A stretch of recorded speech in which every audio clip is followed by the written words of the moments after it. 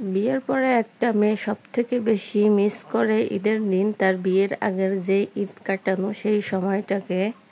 Hello বন্ধুরা, আসসালামু আলাইকুম। আপনাদের সবাইকে স্বাগতম লুবনার সংসার পেজে। আমি আজকে দেখাবো ভিডিওতে আমি ঈদের দিন কি করলাম এই আর কি। আমরা ঈদের সময় এবার গ্রামে যাইনি, আমরা শহরেই ছিলাম, তাই দুইজন মাত্র বাসায়, এই জন্য আমাদের আয়োজনটাও খুব অল্প। আমি এখানে যে সিমাই রান্না করছিলাম এমনি দুধ ছিল না, তাই প্যাকেটের দুধ কিনে নিয়ে এসেছিল আর গুঁড়া দুধ, তাই দিয়ে রান্না করলাম লাচ্চা সিমাই। আমি সবথেকে বেশি মিস করি কোন সময়টা জানেন? যে ঈদের দিন সকালবেলা বিয়ের আগে কি করতাম সেটা। তখন কত সুন্দর ছিল তাই না? আজান দেওয়ার সময় উঠতাম, ঈদ আজকে, সারা বাড়ি কুড়াইতাম, লেপা পোচা আগের দিন।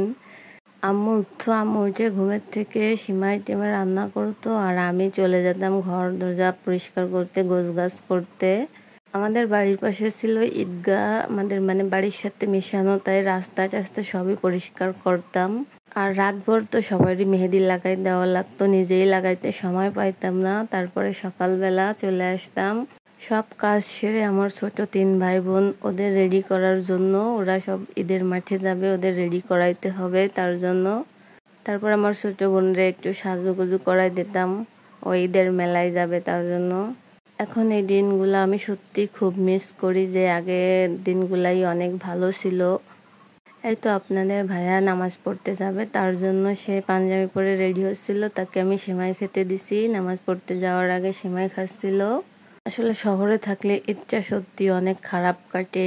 আমরা কোরবানিও কিন্তু দিনে আমরা দুজন বাসায় ছিলাম। গ্রামে গেলে অনেক আনন্দ হয়, সবাই থাকে, কিন্তু এবার যেতে পারি নাই। এখানে গ্রামের মতো মেলাও বসে না, শুধু মসজিদে নামাজ পড়ায়। তাই নামাজ পড়ে আমার বর আমার জন্য একটা কোন আইসক্রিম কিনে নিয়ে আসলো, একেবারে কিছু না আনলে কেমন হয়। এরপরে নামাজ শেষ করে আসার পরে বলছে তো এখন লুজুস রান্না করো, তবে দিলাম লুজুস রান্না করে গরম গরম, সেও খেলো আমিও খেলাম। আসলে ঈদটা অত ভালো কাটছিল না, বাসায় ছিলাম তো, তাই আর কি আর করার। তারপর চলে আসলাম রান্না করতে, আমি গোশ রান্না করব। মানে সমস্যা হচ্ছে সে গোশের ভিতর পেঁপে দেওয়া লাগবে, তাই অল্প একটু পেঁপে দিছিলাম। আর আমি আবার আলু ছাড়া গোশ রান্না করে খেতে পারি না, তাই কি আর করার, দুইজনের আবদারি মিটাইলাম। আমি আলুও দিলাম অল্প একটু, আর অল্প একটু পেঁপে দিয়ে তারপরে গোশটা রান্না করলাম। আপনাদের ভাইয়া নামাজ পড়ে আসার পরে কিন্তু আমরা ঘুম একটা দিছিলাম। তারপরে ঘুমের থেকে উঠে আমি রান্না করতেছি, খাওয়া দাওয়া করে আবারও ঘুম দিছি, আর বিকেলে উঠছি।